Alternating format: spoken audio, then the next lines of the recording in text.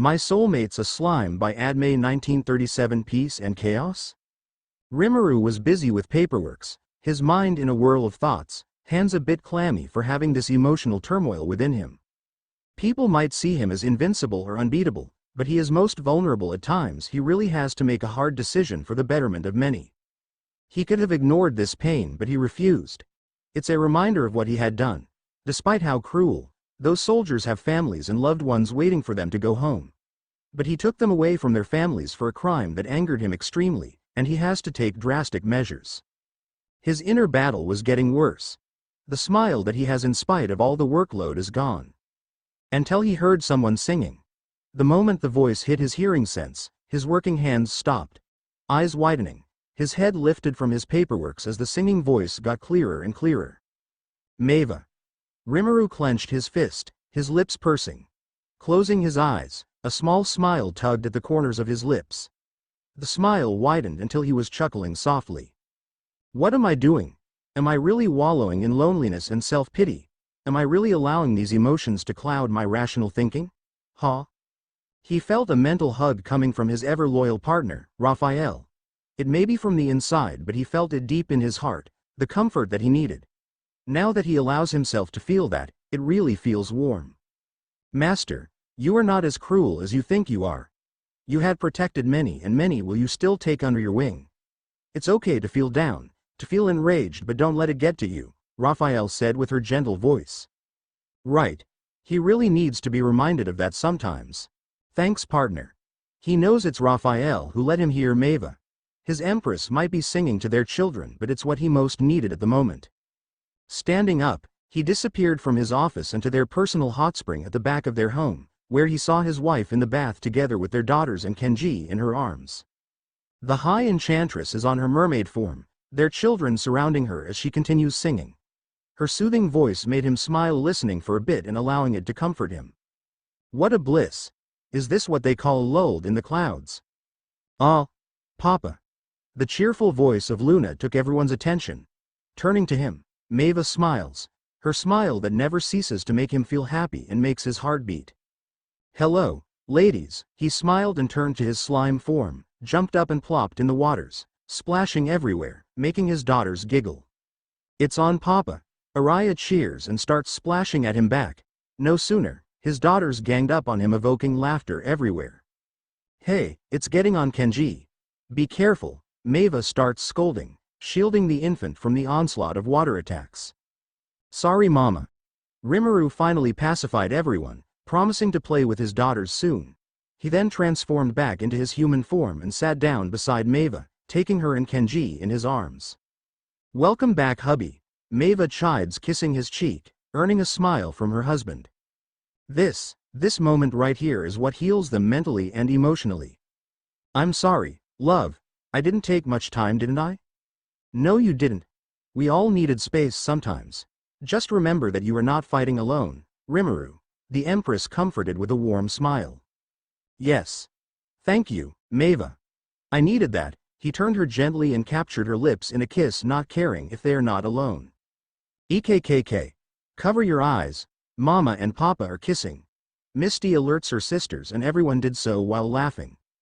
The couple smiles on the kiss before pulling away. What was that for, Rimuru? Kissing me in front of our children. Meva flicked her husband's forehead, but he just winked at her. Just showing them how much I love you, my love. You know you love it, the Emperor teased, stole one last peck before taking Kenji in his arms. The baby wiggles, not caring on what is going on around him, once again warming Rimuru's heart. This is the peace he needed. He was really thankful he could spend this time with his family, a reprieve before another pain-striking war. Even so, he is prepared to face this head-on, but until then, he will enjoy every second of being with his family. That pest. How dare that slime do all of this to me? I will crush him like a bug. I swear there would be no residue of him left when I am done with him. I'll eat him raw if I have to. A roar of pain from a hidden room made the entire palace tremble at the intensity of the aura the hidden entity let loose. I can't heal like before. I can't regenerate. I'll kill that slime and take all of his powers. Dark wings sprouted from his back, his skin growing steel-like scales, eyes burning with pure fire of hatred and ill will. Time will come and you will regret crossing paths with me, slime. You spoiled my plans, eradicated my magic circles, took away my weapon, but I will take all of them back. Then you'll be forced to grovel on the ground like the ground crawler that you are. Gah! This pain. Father. The door opens to reveal his firstborn adopted son that he chose over his biological one. What is it, Zin? The Emperor's gruff voice echoed in the dark, haunting room that he confided himself with. Father, the preparations are completed according to how you wished it to. We are ready to attack any time you give the order. Alex, Emperor of the Southwest Realm, grinned hearing the report.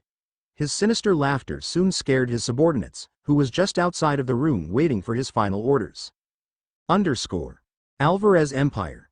The time is near, Zarif muttered to himself as looked at the horizon. Staying at the balcony of their bedroom, the winds blowing on his face gently, a sigh left his lips.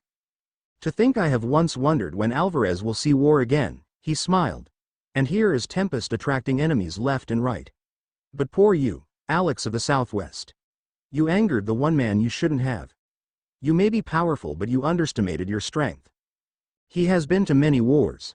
But so far, this Alex is the most stubborn and undeterred one yet.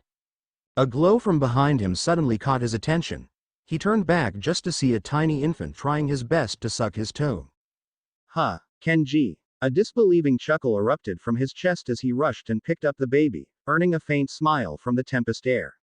You did it again, you cheeky little lad. Does your papa and mama knows of what you have done?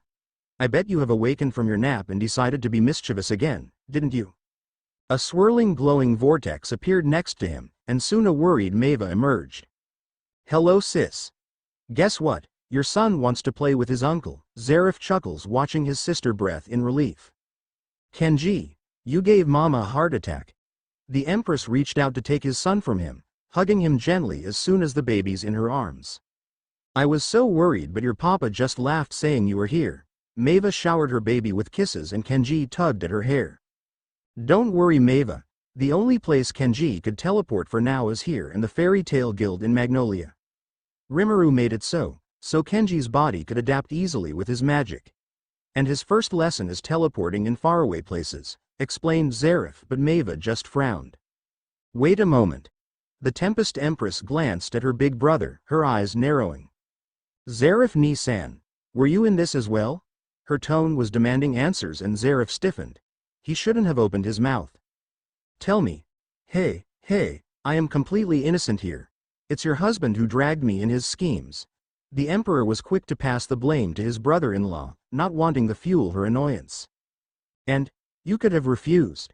Zarif pouts, his arms crossing over his chest. Can you really blame me? Rimuru is really persuasive. I really can't say no, you know? Once he plans something, he'll do anything to accomplish it. He's to blame, not me. Maeva rolled her eyes at the childlessness her older brother is displaying before her, although she must admit, it's really cute. I'm a bath Kenji. She walks away, going to her old room in the castle, and that's when Zarif breathed out in relief. Man, angry women are scary. The door to Rimuru's office crashed open and a panicked Gobta entered the room. Rimuru-sama. Rimuru, who was discussing something with Noir, looked at him. What is it, Gobta? You look troubled, you need something. Gobta straightened, took a deep breath before opening his mouth to speak. Rimuru-sama, you must come with me quickly, hurry. At his haste calling, Noir and Rimuru shared a glance before quickly following Gobta to the training ground. Gobta, why are we? Rimuru's eyes widens in shock the moment he saw what the real problem is. My word, this is a disaster, Noir exclaims, rushing alongside Gobta. The training ground is really a mess. It was flooded, but it was muddy. Fire was swirling on the surface while a strong gust of wind was creating tornadoes out of them. Wendy enchanted the whole place, so it won't spread all over Tempest, while the others were holding the hands of the guilty princesses to help steady their arms. I thought, you are going to stop them, you pyro. Grace scowls at Natsu, who in return glared at the ice wizard. Do you want to get in the middle of that? Natsu points at the clash of powers now combined with Xian's magic, turning the muddy flood purple. Xian was the first who tried to stop the disaster, only to make it worse. Gray shivered looking at Xian, who by that time is profusely apologizing to Rimuru for trying to help but instead added more destructive magic. Just thinking of what could happen to him if that flood gets to him made him gulp. Meanwhile, Rimuru now got the whole story. Apparently, Flora, Fauna, Pearl and Araya lost control of their powers while training, leading to this. With a sigh, he approached the mess and to Araya, who was now crying. "I didn't mean it, Papa. I don't know why I lost control. I'm sorry," hiccuped the gemstone princess of the air. S2. We didn't mean any of this to happen, Papa. Please believe us. Fauna's hand trembles. "Hey loves, it's okay. It happens. Don't worry about it, No one is hurt, so it's all right. I'll handle this. Just trust me and let it all go. Go on. Trust Papa and do it." Rimuru nodded at Natsu, who let go of Fauna. Gray did the same with Flora, Urza and Lucy released Pearl and Araya as well.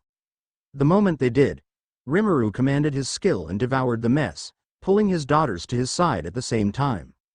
When the magic cleared, no evidence of the mess was seen, rather leaving the restored training ground on its wake. Everyone breathed out in relief while Rimuru comforted his shaken daughters. "That was close." Gobta slumped on the ground, wiping his imaginary sweat. "It gave me a fright too. I know that Rimuru-sama's daughters are powerful, but this is shocking too," Benimaru admitted, watching his master still consoling his daughters. The princesses losing control of their powers indicates their growth in terms of magical abilities. They're a force of their own, and anyone bold enough to underestimate them would surely quake in their boots upon seeing for themselves what the princesses can actually do.